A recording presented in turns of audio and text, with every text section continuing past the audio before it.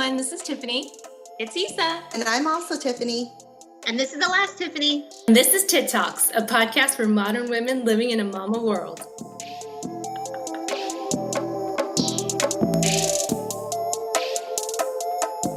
Hello, everybody. Welcome back to another episode of TITT Talks. As usual, you have myself, Tiffany, Issa, Tiffany, and Tiffany. As we're recording this, it's November 1st, and what a year this has been. And I can't think of a more timely time to have this episode that we've been trying to do for quite some time now around mental health. So we actually have a special guest joining us today, and I'm so happy to announce that Dr. Jang Cho of Cultivate Psychiatry is here with us.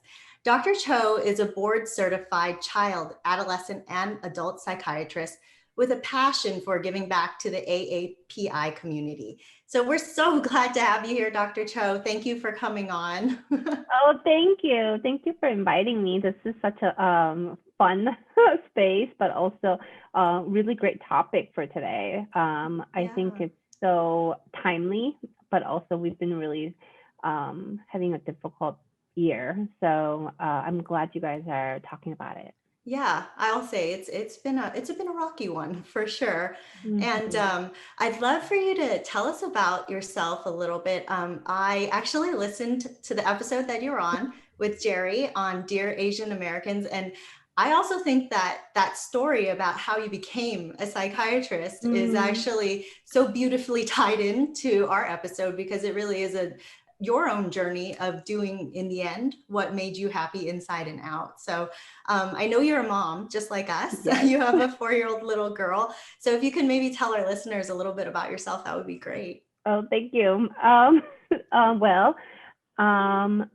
am definitely a mom of a 4-year-old. I am also an immigrant, in a very interesting way, and also child adolescent psychiatrist by profession. So I am from Korea. I grew up in Korea and came here when I was 14 years old. I was dropped off by my parents at a boarding school. That was my introduction to America. And then ended up going to college and medical school here. And Tiffany has mentioned a little bit about why I went into child psychiatry. So I actually went into medical school thinking that I was going to be a surgeon, and ended up going into training for surgery. And after a couple of years, I actually quit in the middle, which I can say that with Asian parents, it's a really difficult situation, to say, to stop in the middle of your training. But I mean, I think my parents were very, very supportive. So I ended up going back home to Korea at the age of 30. So I I don't know about other Asian cultures, but in Korea, you count your age by the New Year, right? So when the New Year comes, you're turning the next age. So when I landed, it was January 1st, turning 30, and no boyfriend, no job, no future. And so it was a low point. But I actually took some time off, kind of like, taking a break from life, because I had gone so gung-ho on everything. And in the middle of it, I actually was teaching SATs to children who, kind of like me, were dropped off at a boarding school, but were back in home in Korea during summer. And it's only because it paid really well. Right? For me. Right? It really pays well.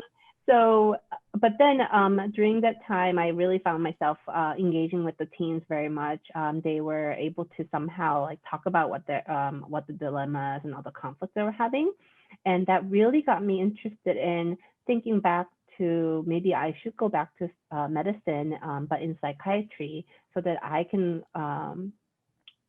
work as somebody who can work with these teens to help them through these really difficult times. So that's how I ended up in child psychiatry.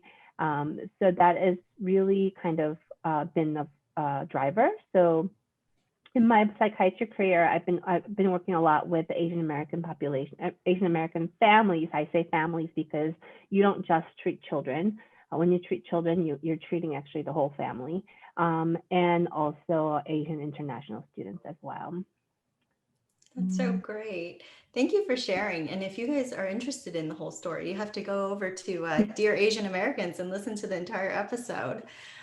You would know, as do we, and likely as do our listeners, that mental health continues to need more normalization in society and really does need to be destigmatized. And I think, I speak for all of us when I say we wholeheartedly believe that we would be doing a disservice to our community if we did not use this platform to discuss and do what we could to break down the barriers. And that's really the main reason why we're having this episode today. So there were a few subjects we wanted to touch on, one of which was really just the overarching task of taking care of ourselves as moms, number one, as women, and then also as people of color.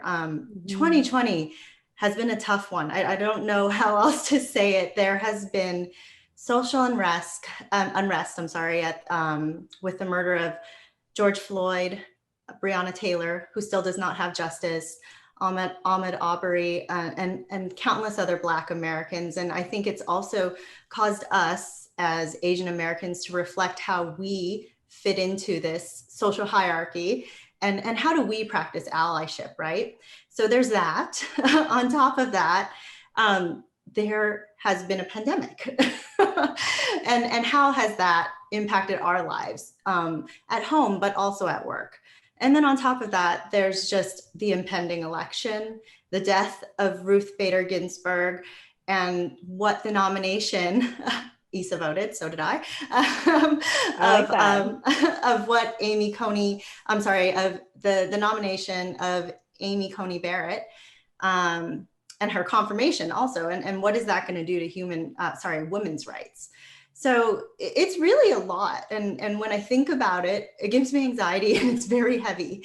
I think with you on as an expert, we kind of just wanted to talk through like, what are your thoughts on how to navigate all of this? I think we're doing the best we can, but it's great to have a professional on, because I'm sure you've had to talk through this with quite a few people as well.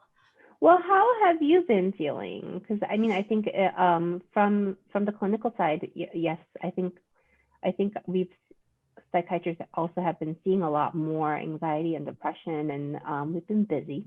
It also doesn't help that when adults are having a really hard time, the children are having a hard time, and also the school issue has been really big. So it's been a very busy and kind of heartbreaking year.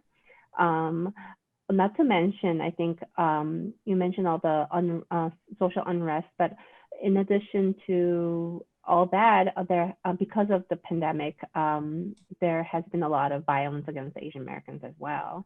With all the social injustices going on and the pandemic going on, I think the word that's been coming around is called syndemic, right? Because there's multiple things going on. It's been really hard for everybody, but also I would say the most difficult people who are having most difficulty are moms of color, for sure, on multiple levels. And I don't know, how are you guys doing?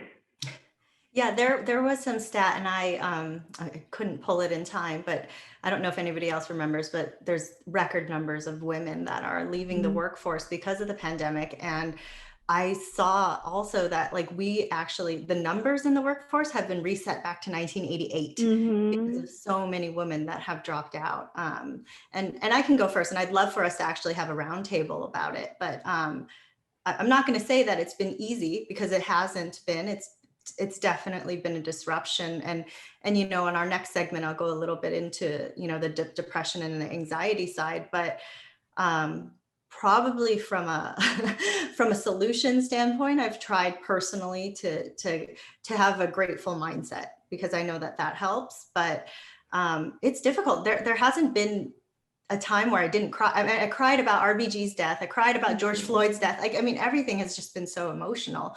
I'd love for you guys to also give your take on what's been happening on your side. I can go next. And I think the number in September alone was like 865,000 women, left the workforce. And I think, just to realize how important we are to the economy, to the strength of the economy is so important. But just the other week, I think last week, I was kind of losing my mind. Like, I was like, I'm almost on the verge of a mental breakdown because I just do, like I work full time.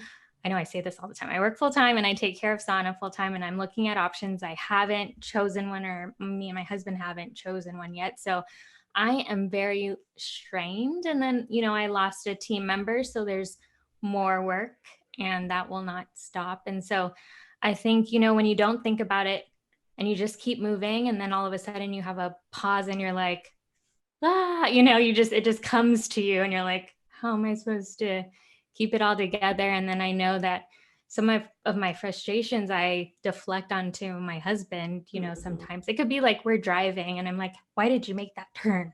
And I get all caught up on one little thing that doesn't really matter. And just because I have to get out my frustration. And so, I think that's mostly what I'm going through right now, on top of, being,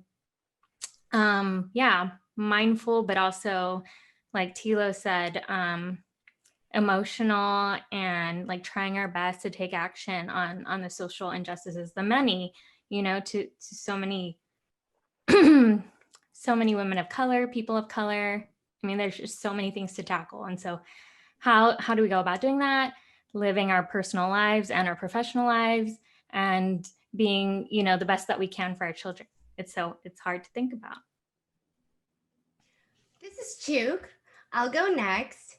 I think I'm very good at looking at the bright side of things, so that helps. And I've really learned to, practice gratefulness, especially when my husband was unemployed for like a year and a half, and thankfully he was employed last year. He's doing great.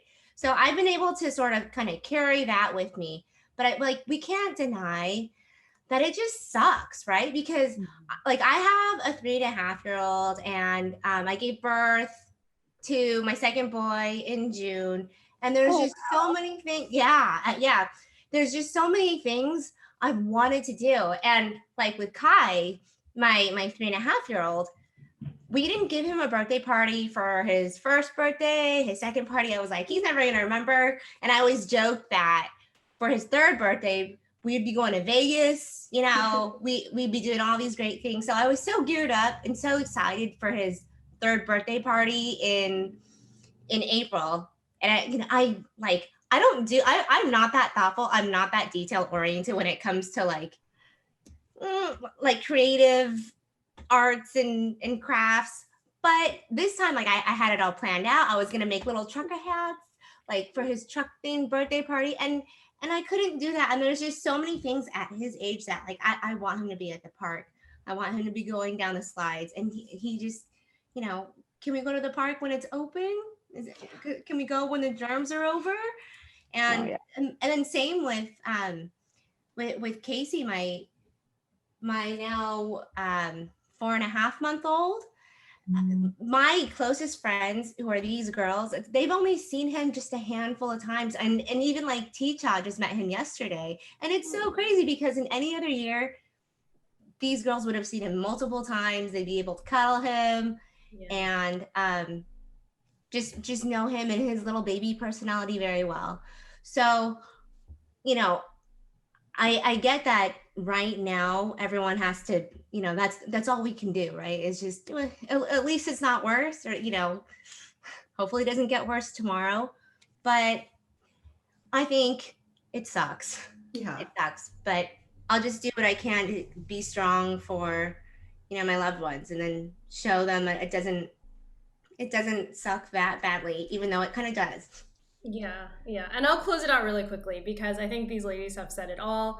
I've been trying to keep that positive, grateful mindset, but sometimes it weighs that invisible weight of always having to be the positive one is very tiring to everyone. It's like you're being positive to your kids, you know, first and foremost, 100%, always the happiest face. And then like your partner, and then your parents, like you have to talk them off a ledge about the death numbers because they're in the vulnerable population. So having to keep that facade day after day. And then on top of that, to your boss, like everyone that I work with. So first of all, so grateful that I live right next door to my parents. So I have daycare 4 to 5 hours a day, which is more than what anyone can say right now, right? But to compensate for that, I think I work even harder. And then my peers know that at work, so that more is given to me because they know I can do more. So it just like piles on to the point where it's like I have forgotten how to create boundaries. And that is just very anxiety inducing, and I'm also not very emotional, and I've gotten more communicative through the years. Actually, thanks to this podcast, I've been able to actually speak what I'm thinking a lot more eloquently. But even so, it's taken a while for me to express like, this is too much. And then I tend to just don't think about it. And then I explode and just cry, and I cannot control the avalanche of emotions that come out. So that's kind of what I've been dealing with on the family front. And same as you, Isa, like sometimes I just like don't do anything and then I just crack. If Michael's like, did you wash the pot today? I'll be like, I don't have time to deal with you and your nonsense right now. And it's that is me too. It'll be like the smallest thing and it's just like explode. I think that's just like, you know, everybody, when the stress really gets to you. I think you guys, you know, bring up the really, really good point of being grateful, having a mindset of gratefulness. But I think part of what I'm hearing though, I think is that as a mom, I think a lot of us think that we have to put on the happy face all the time. But it's okay to acknowledge that it is hard for us.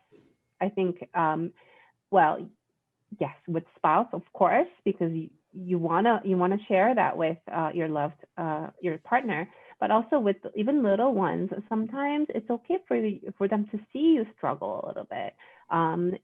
It shows that it's okay for them to actually express their emotions, even what they consider negative, and that's gonna give them a little bit of resilience too, to know that you do have hard times, and this is how you get through it. Sometimes you can cry, sometimes you can scream, but it goes on because there you go. That too. I think because if your child only knows the happy side of things, then when he's faced with something really big and really bad, kind of like pandemic, how do you get through that? He won't have tools. So it's okay to model that, and so that you also have a little bit of steam off so that you don't explode. It's hard. Dr. Cho, you're telling us that if we are sometimes expressing our real face and we are frustrated, we won't ruin our kids for perpetuity? That's right. If they hear us yelling? Yes, right. I've never cried in front of Sana. How does that work? Like if you kind of cry. I mean, yes, it's okay to cry, and I have a lot of. I'm just kidding. See, I have a lot of moms, even like yelling, right? Because I have a lot of moms feel very, very guilty about like, well, I snapped at my child. Like, how can I snap? But it's about what you do afterwards, right? So if you do cry, and the kids will be curious why you cry, then you can, when you feel better, you can go back and kind of explain to them, this is why I cried and how I felt at the same time. But now I'm feeling a little bit better, and that's one way for me to help myself to feel better. So I think that's actually really great way to kind of teach the kids, because if you cry and then all of a sudden you're happy and no explanation, that's bad. But if you're able to go back and tell them, that's a lesson learned. I love that.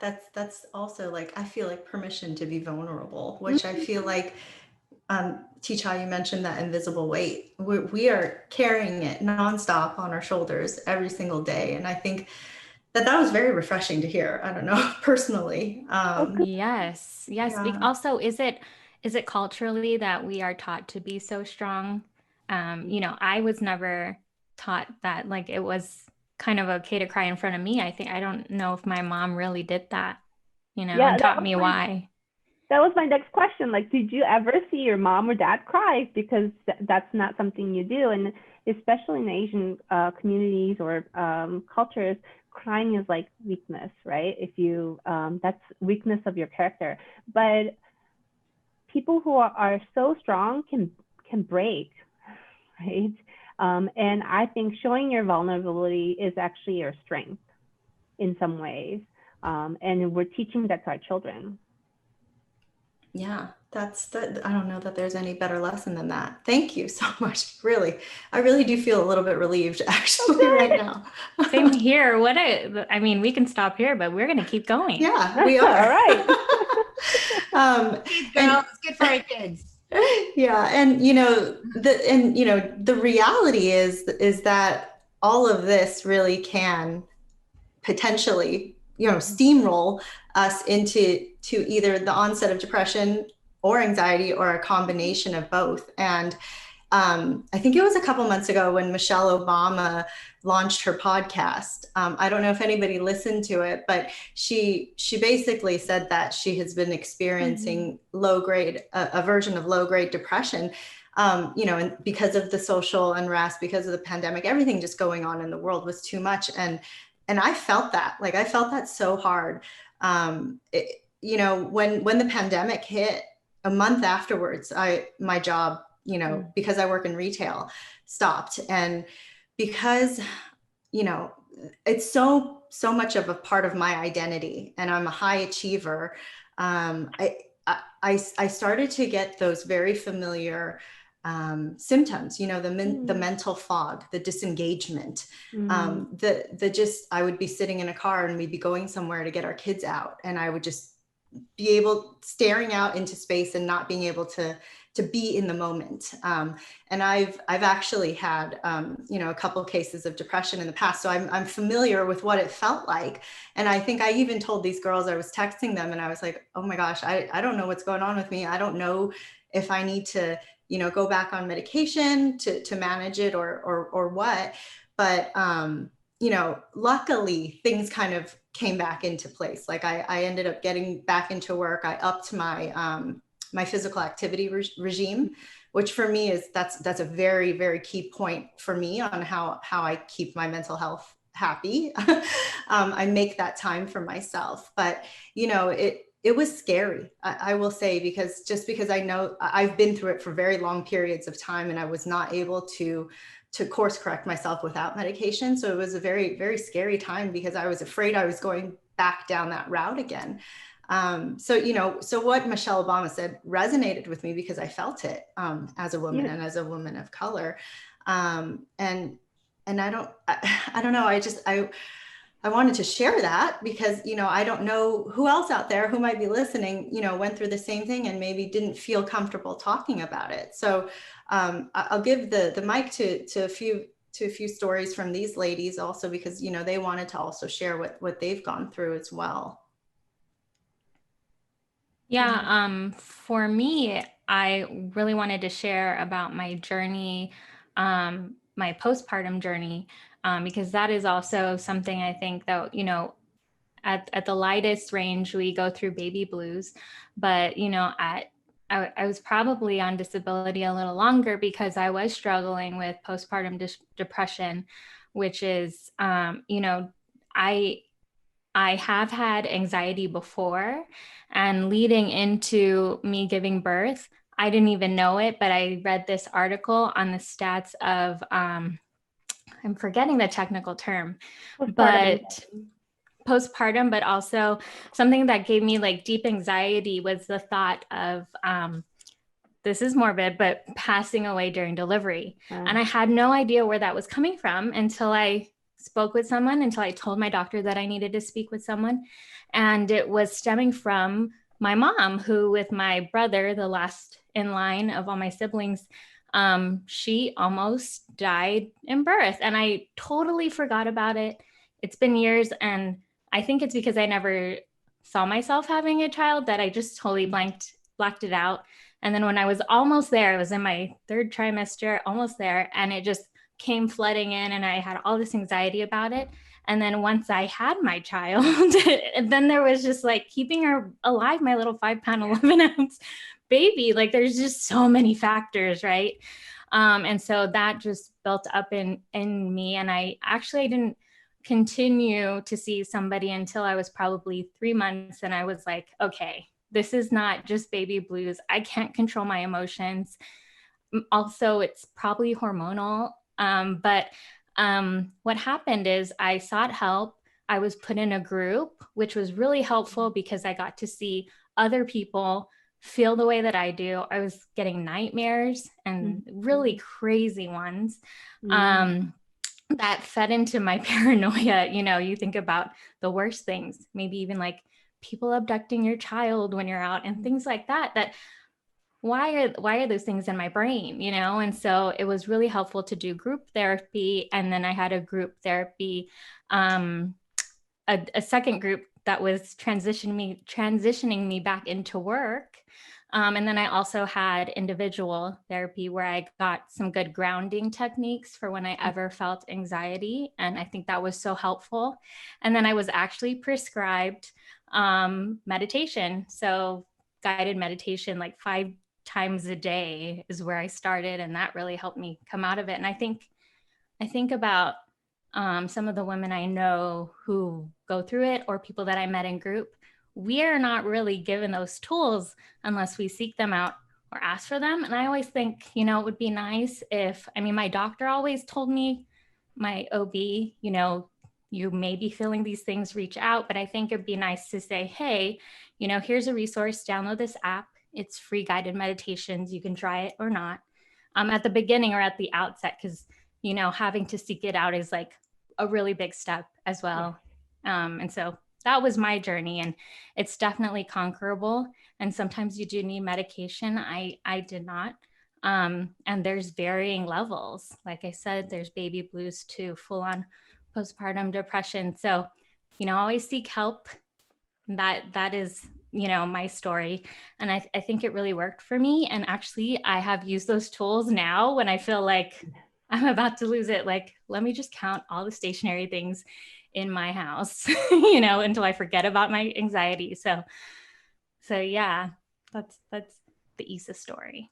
Is that sharing? Is that really like a tool for meditating, counting all the stationary things in your house? That's like a grounding tool. Like if you feel out of control and like you're getting anxious. Yeah, it's like the sensory thing. So it could be counting. Some people use like it depends on what senses you're more you know, sensitive to. So some people we use like you can freeze the orange a little bit so it's cold. So you take it out and kind of roll it on your arm, and that kind of grounds you as well.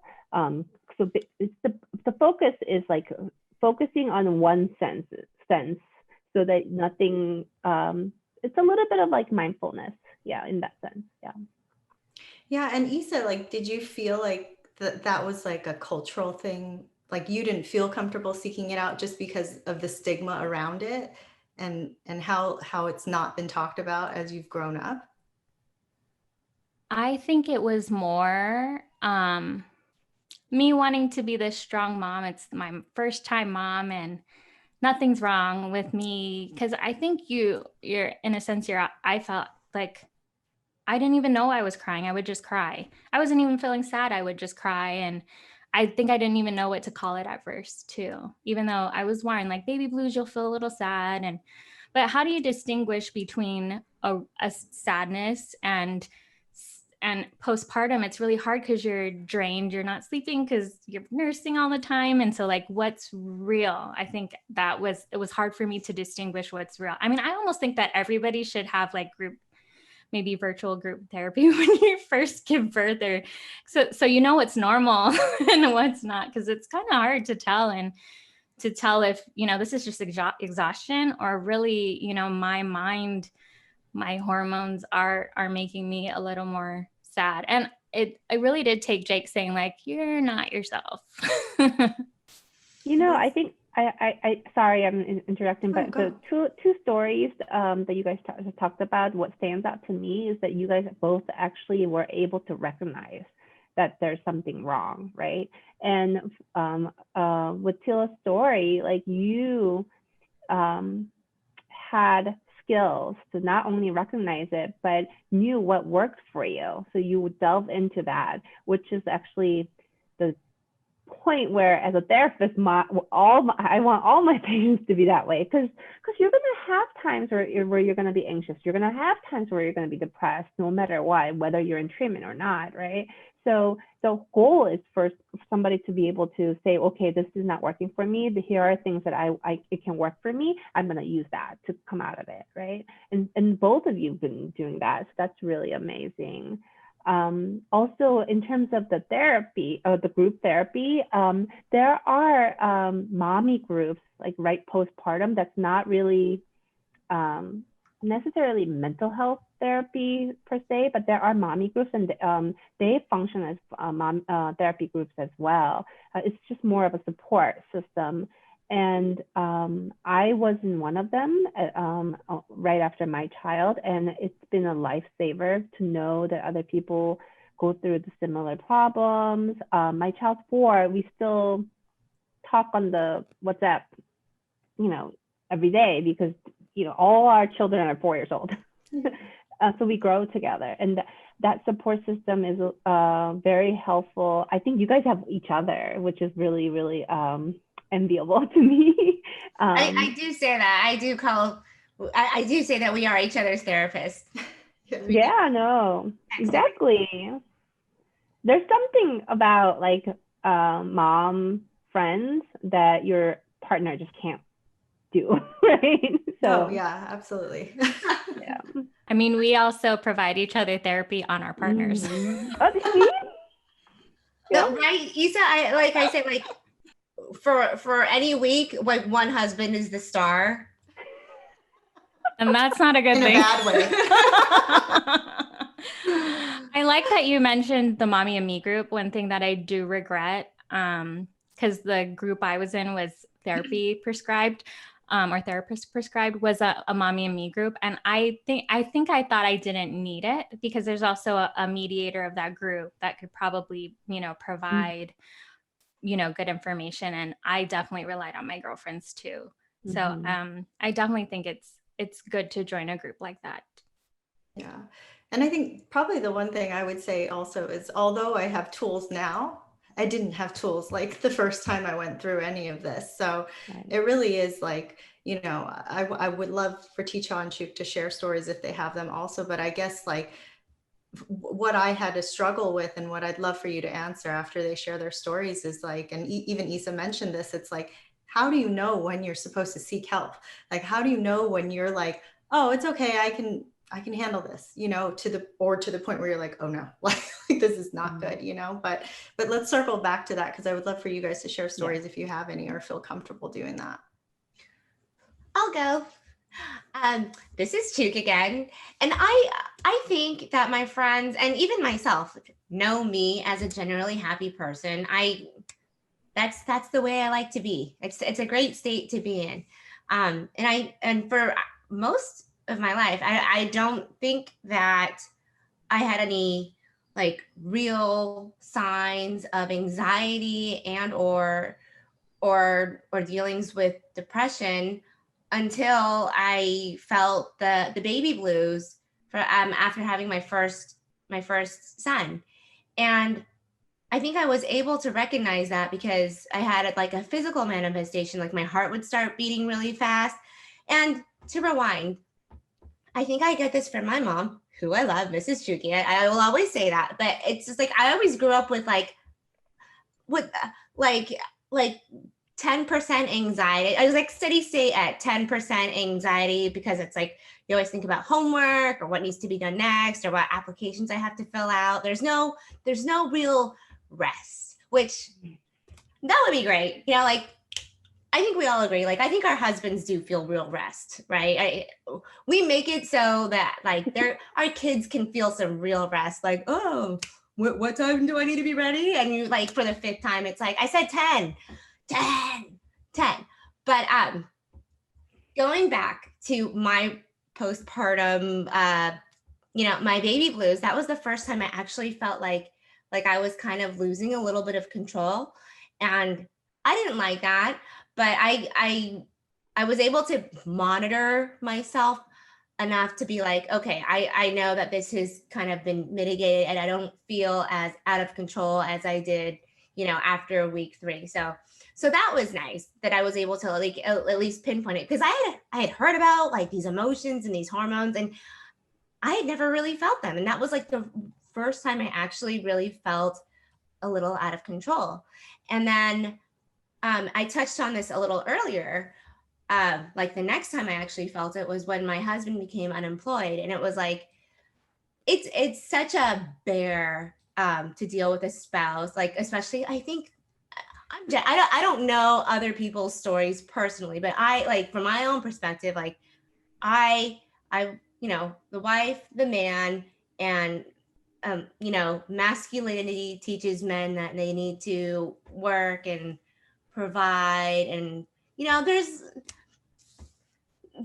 a little of like embarrassment or shame, right, that might come with it, even though it's like, I know you're qualified, you will do well at an environment where you're more appreciated and where you're gonna just have a better time there. But going through that with him was really tough, because I mean, in that scenario, it's like you don't have a choice. You have to put on that happy front, right? You can't both be depressed, right? Like one of you has to keep up spirits. And going through that was, I actually started feeling that the same, like my heart started beating really quickly, like just not being able to sleep. And I'm lucky enough that I could pinpoint where that was coming from, right? My husband, which, I love him, and it wasn't his fault, but it's like, we just take on their emotions, and you have to be the happy person. And he was lucky enough, like he was depressed. It was sad to be around him, but he was lucky enough to know where it was coming from. And I would talk to him. I'd say, maybe you should talk to a professional, because it's hard seeing you not believe in yourself and then just not do anything about it. Because I think if I was unemployed, I would be sending out like 100 applications. Okay, one's got to stick, 100 applications per day. It wasn't the same reaction. And of course, we're not the same person. But lucky enough for him, he knew where it was coming from. It was because he was unemployed. And I would say, well, how can we stop this? How can this change? And he said, I won't be sad like this when I am employed again. And sure enough, he became himself when he was employed again. But that's a very lucky story for him and for me. And I know it can spiral out of control, but lucky enough for us, it didn't. And I'm fortunate enough to recognize that there was just a few events in my life where I actually felt like that. But yeah, I guess that's my story. And I really feel for anyone who goes through it more than that in their lifetime, because that was really tiring and not fun. Yeah. What about you, Teacher? But just one last comment, like, you're really good at putting yourself in other people's shoes and being empathetic that way. So he's very lucky to have you and someone who's as positive as you are, because I definitely feel like I have a relatively high EQ, but sometimes with Michael, I do have trouble putting myself in his shoes.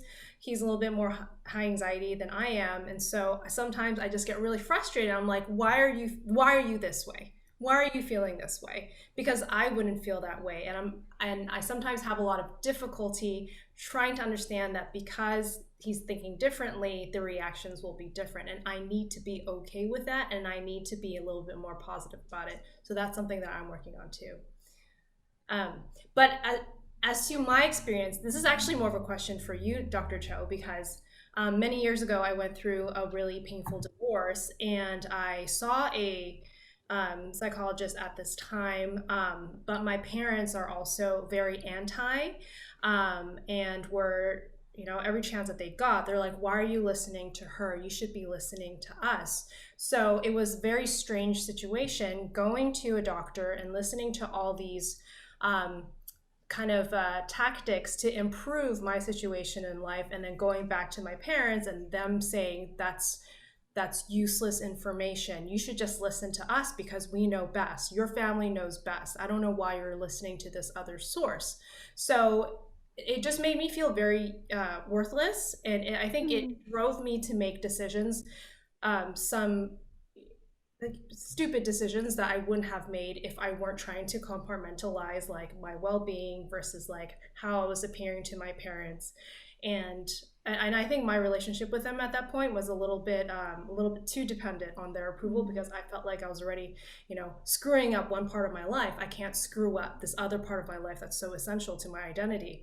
So how do you deal with resistant partners, resistant parents, when you're trying to treat someone who's really trying to get some help? Yeah. So I think that's really difficult situation that a difficult situation, but not uncommon, especially in Asian American families. I see that with a lot of adults, but also a lot of children. And I think, well, number one, you actually knew what was needed and you sought out help, right? So that's actually really important. I think it was difficult probably for you to kind of come to terms with what your parents are saying, because it sounds like it was a very vulnerable time for you. And so you needed somebody who would be supportive of your decisions. And instead, you've got these conflicting people. You know, especially, I don't know, I think this is kind of a little bit of my soapbox, but this becomes a little bit of a problem for a lot of Asian Americans when they're looking for therapists too, because not therapists of non-color sometimes don't understand where this is coming from. And they can, because of the Western training that we get, sometimes the dynamics that Asian families have might look toxic in their eyes. In fact, when it's not, it's just a different form of dynamics for a family, right? And you have to learn how to navigate that in a way that you can still feel like yourself, right? I think with a lot of times when the parents come in with a child or even adult child, and there's a lot of resistance in treatment, I kind of hear it out, like, you know, what is your worry, right? And also, the one thing that I do is to kind of go down to the root, because, you know, our parents really love us, right?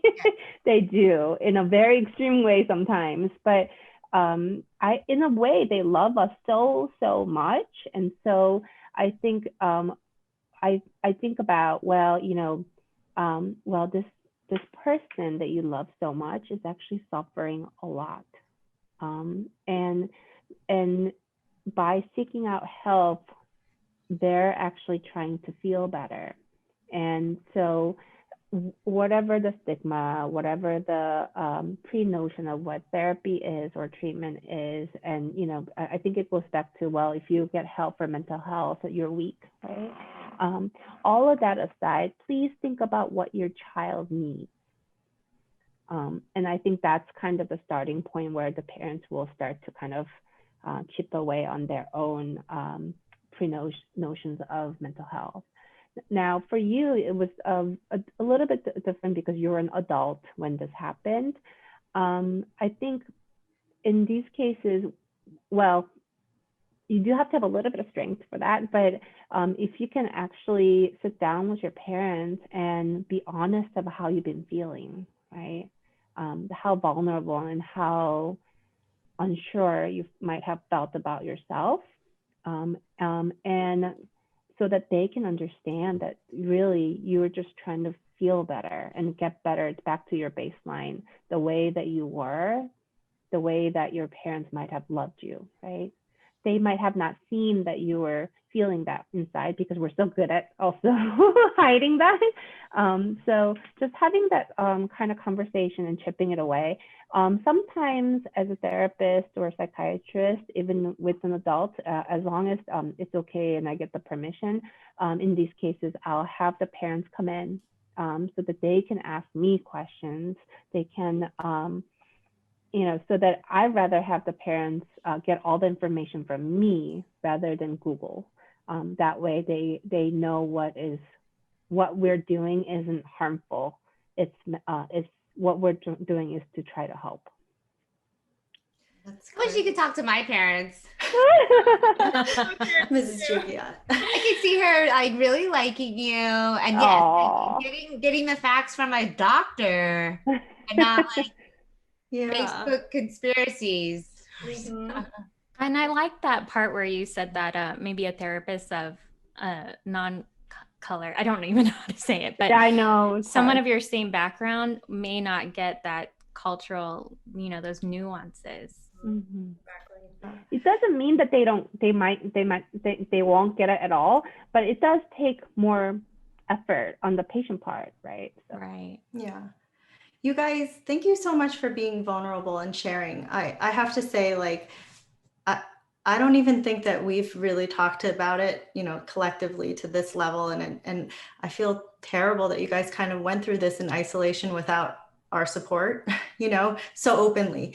So thank you guys for being vulnerable. And thank you, Dr. Cho, for supporting us through this endeavor. Is there, and I know this is probably not an easy answer, but is there like some kind of key factors that you look at for people to kind of trigger when they need to go get help?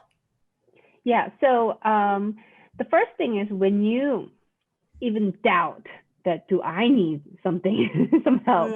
It's the best time to go, right? So a little bit of difference between anxiety and depression. The anxiety, yes, like Chuk said, there are people who are temperamentally a little bit anxious at baseline, like me. But so, and what I'm saying, what I tell my patients is that anxiety is actually like a human nature. Like you cannot not have anxiety, right? We would have all died in the cave if we didn't have anxiety. But and anxiety, some anxiety is good for you. It makes you work harder. It makes you get 100% on your exam. It makes you do things that are safe for you. But I want my husband to be a little bit more anxious. Don't we all? A little bit. But when you need to seek help is when your life is driven by the anxiety instead of you're actually driving the anxiety. So your life is out of control because of your anxiety. So like how Isa was saying that, like I think at some point you probably thought, okay, these thoughts are so obscene, like nobody's gonna take my child away, but I'm still worried.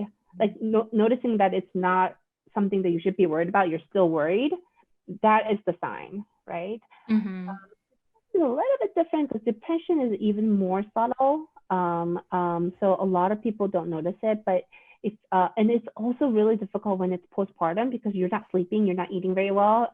So you're kind of like in a state that's kind of similar to depression. You don't want to get out of bed. You need more sleep. But I think when you're not functioning the way that you should be functioning, like Chuk said, if you're a happy person and that there's really no happy thoughts whatsoever, if you lose interest in things that you used to love, there are signs. And of course, listen to your loved ones when your husband says there's something wrong with you, you gotta go. That's what happens with myself as well, postpartum. So I think, when you do go to therapists, when you do go to a psychiatrist even, that doesn't mean that you're gonna get medicine, and just even talking about it sometimes really kind of takes the load off and gets better, even in one session. And so don't be afraid of seeking help. the worst thing you can do by seeking help is, oh, you don't need to come here. Great, right? Yeah. So, yeah. Thank you for that. Yeah. And lastly, like the one topic I did want to talk about was tying in our children. We are millennial mothers, and we have the benefit of a broader knowledge base than at our disposal than our parents did. I mentioned in one of our past episodes that when I was a teen, I went through a really horrible experience of bullying in high school, and it still like sits with me today. And it resulted in the first depressive episode that I've ever had, and I didn't even know that I was in one, and I look back now because I'm a parent, and I think about it, and I think about, God, my mom was probably doing the best that she could with what was at her disposal. And on top of that, there was a double-edged sword because we're Asian American. We don't talk about our feelings. Like we don't have tools to deal with something of this nature. So I guess my question to you is, because we have, we all have kids that are 5 and under, like what are those like early or lesser known and not as obvious like mental health distress signals that we can look out for from our children? Because sometimes I get confused myself because, when the kids are this young, so they can't communicate clearly what they're feeling. And I remember clearly an episode when my daughter Tessa was 3, and I was like, seriously, like I could not figure out, is this a normal developmental thing, or is actually something wrong? So I'm just curious if there is any kind of thought around that in terms of like how do you seek that out from your children when they're young? Well, young kids are kind of like a people of their own. And I'll, especially under 5. But I think the biggest thing I want to impart is almost everything that they do is going to fall in the realm of normal. So not to be too worried.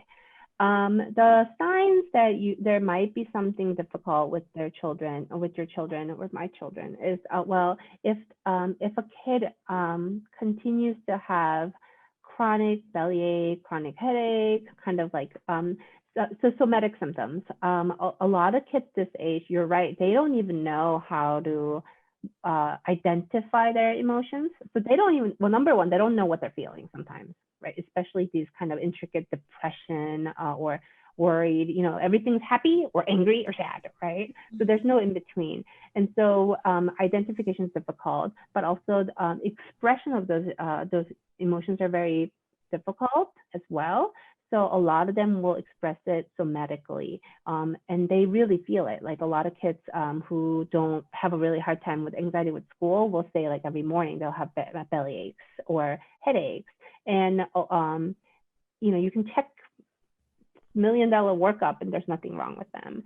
And it can be anxiety. That's kind of a manifestation of anxiety. Sometimes in extreme cases, we do have kids who have nightmares that are very consistent, who sometimes kids do revert back to kind of babyish things. So they're very clingy to mom or dad when they used to be very independent. So that when their functioning is a little bit regressing, you do have to watch it. Now, with pandemic, that happens a lot, especially because there's no school, and a little bit of regression and a little bit of clinginess is, I would say, normal. Unfortunately, at this point, it's more about like when they're going back to our normal life. Hopefully that is soon. You have to kind of ease them in. But if that's not the case and they're not moving along, even if they have regressed, then you have to think about what is really going on. Thank you for that. Thank you. Yeah, the physical symptoms, that's a really key point. Mm-hmm. That's so helpful. Yeah, very helpful. Chronic aches, chronic headaches, that makes sense. Mm-hmm. Yeah. Well, I don't want to keep you so long, but this was a really great dialogue for us. And again, girls, I thank you guys for being so vulnerable. And for Dr. Cho, thank you so much for being here. This has been such a help for us. And it's been great having you with us. It has always, always, always been our mission to connect with other modern women through the lens of our experience. So as I said at the top of the episode, I really felt compelled to have this episode just because we need to do our part with our platform to break down those stigmas. And we hope that we've touched you, our listeners, in some way. So we'd really love to hear from you guys. And if you would like, please send us an email at tittalks@gmail.com or slide into our DMs at tit_talks. And please head over to iTunes if you have a chance and give us that 5-star review. Thank you, Dr. Cho, and we will hopefully speak with you again soon. Thank you. Thank you. Thank you. Bye. Bye.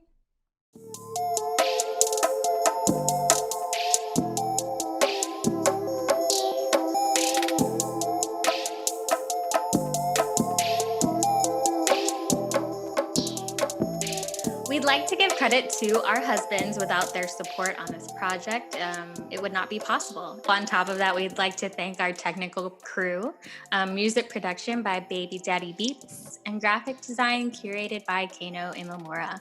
And also, I'd love to thank all of you guys, co-executive producers, all 4 of us. You know, this is our baby, so thank you guys.